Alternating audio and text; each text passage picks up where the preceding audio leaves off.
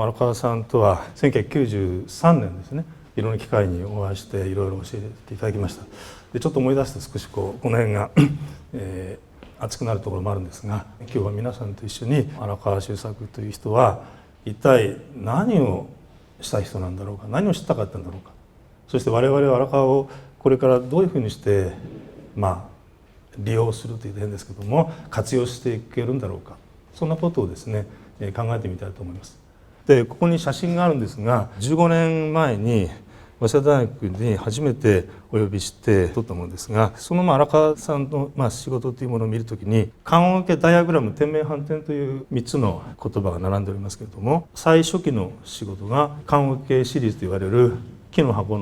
に布団を置いて不気味なオブジェを安置して蓋をつけたものですね。そして1960年の12月の末に滝口修造の世話もありましてニューヨークに行きますよね。そしてマドリン・ギンズさんと出会って、でそれ以降荒川ギンズとしてのコラボレーションでずっと続いていくわけですが、でその時の仕事というものが、ダイアグラムで、これを図式絵画と言われることがあるんですけども、70年代意味のメカニズムを経て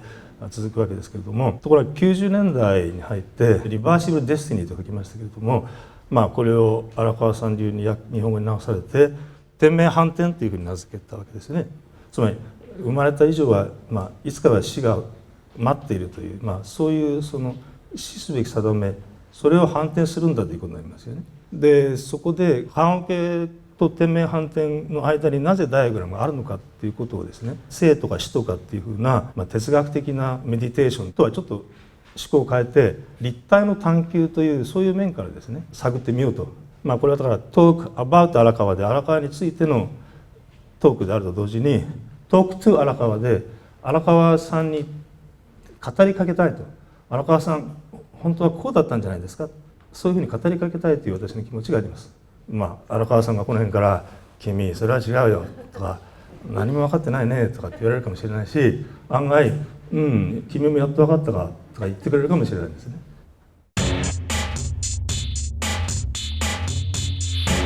でこれは荒川の最初期の作品ですよね。36年生まれですから、22、3歳ということになります。で関音系というのは何かを葬るわけですよね。葬送としての死ですね。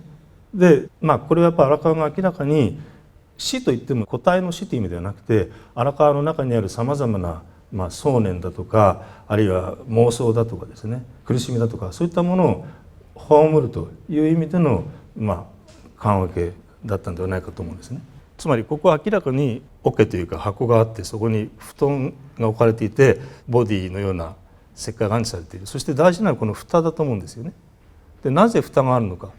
でつまりこれ蓋がなければ棺桶ではありませんよね。棺というのは必ず蓋があるわけで、そしてこの蓋を開けるという行為を見る人に求めたと言われていますよね。そうするとやっぱ蓋を開ける行為を作品化するということがこの棺桶シリーズと呼ばれる作品に含まれていたというふうに考えると、そこからこの立体というものの展開というものがここにいわば込められていたんだというふうには言えるかもしれません。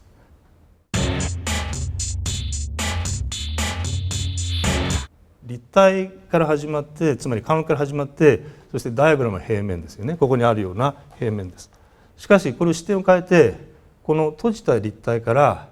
このダイアグラムっていうのは隠れた、あるいは潜在的なポテンシャルな立体であると。つまりここにあるような平面というものは実は立体の表現なんだというふうに考えたときには、閉じた立体から隠れた立体、そして点名反転地や点名反転住宅のような開かれた立体へという一つのプロセスと読み替えることができるわけですよね。でこう考えると立体の探求としての荒川の仕事というものが見えてくるような気がするわけです。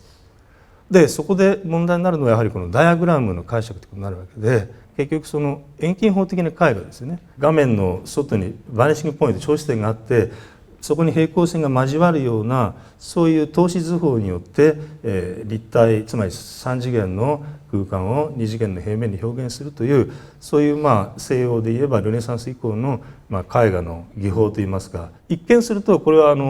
住宅の何か間取りとかそういったものの見取り図みたいに見えるし、そういった面は確かにあるんですね。だけど例えばここには窓がのようになってますが、上から見ると、でもしかしこれは上というかこういうふうに見ると、でも実際にこれ上から見たと考えたらこれはドアになりますよね。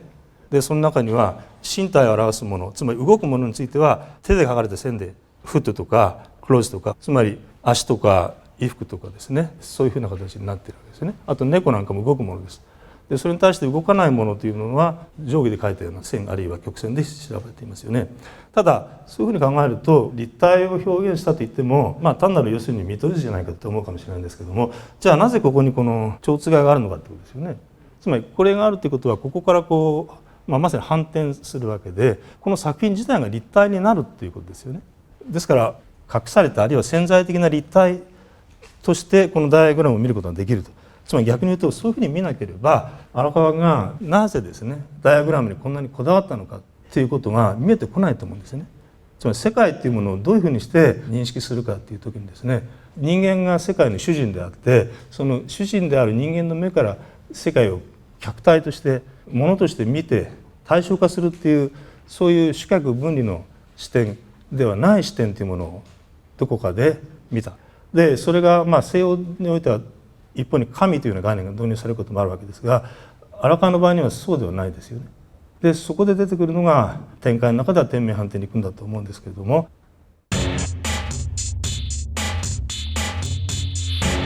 それでこの天命反転ですね。で養老天命反転地、これはちょっと部分なんでもっと野球場ぐらいある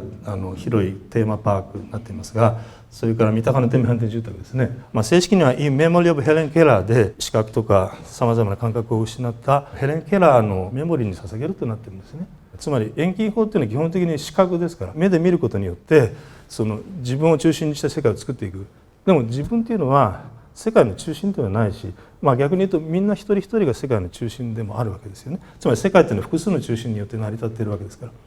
でそのことをこのヘレン・ケラーは気づかせてくれたんではないかと。その上でもう一つここには時間の次元が導入されていると思うんですね。まさに住んでいらっしゃる方、つまりそこで時間というものが過ぎていくわけですよね。それからこの養老天命反転地なんですけども、ここに椅子があってテーブルがある。でここに何かこういった壁が入りますよね。やっぱりこの中に複数の時間が表現されていると思うんですよね。でそれが上下で反転しているような仕組みになっていますよね。ですから荒川の作品というのはさまざまな層になっているといいますかね。でそのいろんな次元が重なっているというのはやはりそれは立体というものの特徴なので、そういったものとして荒川の世界というものが広がっていくんじゃないかというふうに思うんですね。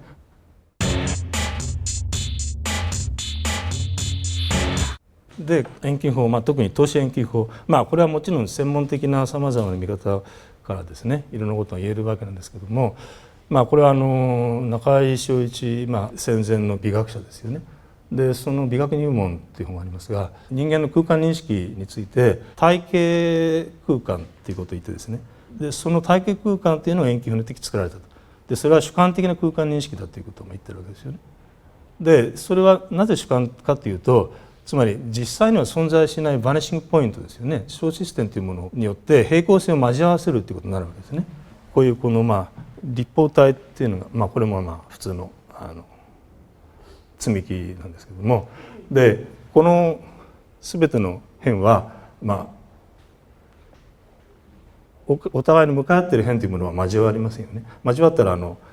立方体にはならないわけですけど、ただこれを平面に描こうとしたらやっぱりこちら側とこちら側に2つの小システムを置いて、そしてそこからに修練していく線によって描くということによってリアルに見えるということになると思うんですね。例えば今私ここにいまして、この椅子の数は8つですかね。前も一番前列も8つだし一番後ろも8つで同じはずですよね。だけどやっぱりこちらの方がどう見たって広く見えますし、でやっぱこういうふうになってるんですね。でその小質点というのはこの壁をぶち抜いてどっか一番向こうの竹橋の駅ぐらいのところに小質点があるかもしれないんですが、それは実際にはないわけですよね。でもその小質点を置くことによって我々は 2D の平面に 3D のイリュージョンを与えているということが言えますよね。でこのイリュージョンというのはモーリス・メロポンティというフランスの哲学者がいまして、その人が「目と精神」という本を書いていますよね。でそこの中でですね、近代絵画の歴史というものは自分をイリュージョニズムから解放するための努力の歴史であったって言ってるんですよね。つまり我々これ手前の生からですね、彼方の死へ消え去るということで絵画的な空間が成立するというのは、ダ・ヴィンチの最後の晩餐でよく知られているこういった構図ですよね。でここで非常に興味深いのは養老デッサンの資料をお借りしたんですけれども、この養老天命反転地というところの天命に罰をしてあって宿命としなければっていうふうに荒川さんが書いてるんですね。宿命というものの持っているどうにもならない定めっていうことですよね。それを荒川はひっくり返したかったんだと思っていますね。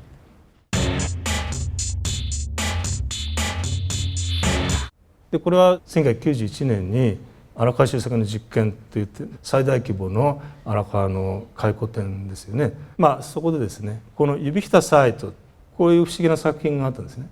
これは要するに天井からピンク色のゴムの膜がで観客がこの中に入るわけですね。そうすると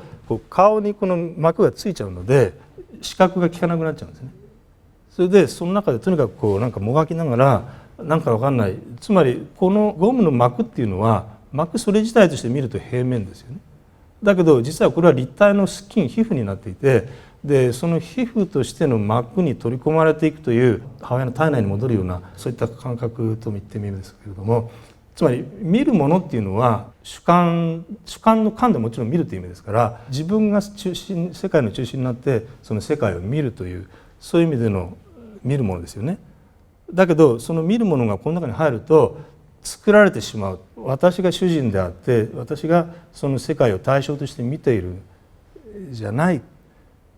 その視覚分離を超えたまさに人間として新しく作られた体験、それをですねこの指ひたサイト、どこにでもある場ということで体験としてですね意味深いものがあったと思うんですね。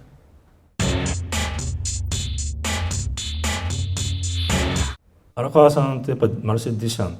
非常に深い関わりがあったわけなんですけども、この写真は真ん中のトリスタン・ツァーラがダダの創始者と言われてルーマニアから来た詩人で、ダダっていうのは1916年に始まっていますよね。でこのツァーラがダダ宣言の中でですね、絵画とはカンバスの上で幾何学的に平行だと確認された2本の直線を交わせる技術であると、これは明らかに遠近法のことを言ってるんですね。でダダはだからこの絵画っていうものの要するに破壊っていうことを加えてたんですけども、1966年にドアン・ガローというニューヨークのですね、そこで荒川のダイアグラム展が開かれた。でその時にデュシャンのダイアグラムを見て「This is not painting」これは絵画じゃないねと言ってニヤッと笑ったっていうふうに荒川は私言ってるんですね。つまりデュシャンは網膜的、目の網膜ですよね、網膜のプレジャー快楽のような絵画というものを否定したわけで、 This is not painting という言葉自体は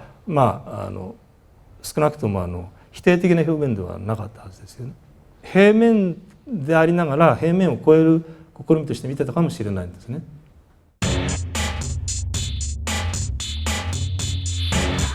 これは私が2009年の1月に荒川さんからいただいたファックスの中でですね、50年前にあなたは誰でしたかと、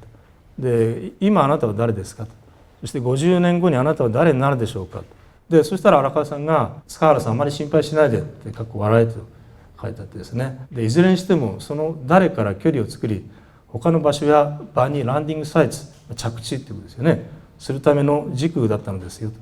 と。でアイデンティティっていうものを保証している主体と客体という二分法ですよね。つまり私が主体で目の前の世界は客体であるという。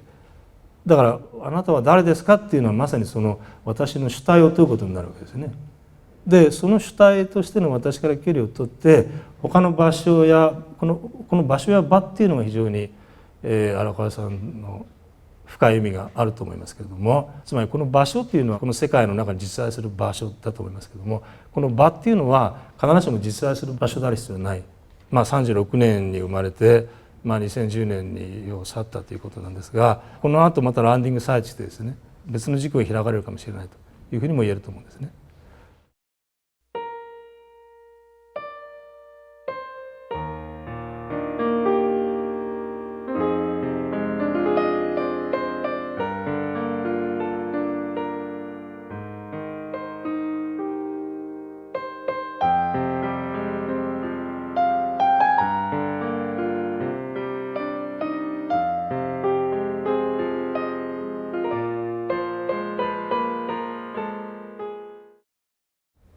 川周作をこう使用する、ではその死なないとかその戦争をなくすとかどういうふうに使用すればいいのかというのが、作品のレベルの世界とそれから社会のレベルの世界がどういうふうに結びついくかっていうことになると思うんですよね。つまり社会っていうものはなんか抽象的になるわけじゃなくて、我々のみんな一人一人が社会なんですよね。だからその一人一つっていうものが、まさにその変わるっていうことによって、つまり死なないためにって言って、つまりみんなが死なないってそれこそなんか所在不明の高齢者になってしまうわけではないので、やはりそういった意味での死なないではないと思うんですよ。例えばこういうダイアグラムのようなものっていうのははっきりした言葉では提案してないですよね。でもこの中に何度も見てると、ここのところの線の色はちょっと違うんだとか、ここにミステイクで書いてあったんだ、そういうことに気が付くっていうことですよね。それによって世界が新しくなる、つまり自分にとって世界が新しくなるっていうことがまさにその死なないための条件になっていくのかなと思うんですね。でその共感の輪を作っていくっていうんですか、それを荒川さんが考えていたんだと思うし、いわゆるその棺桶からダイアグラム天命反転という、そういうその流れをですね、つまり荒川を既成の思想のバリエーションとして読み替えるのではなくて、やっぱり新しい1ページとしてまさに我々が読み解く。ですから荒川さんの提案から自分たちが逆に提案をするっていうのかな、そのことが大事なんじゃないかなと思っていますけどね。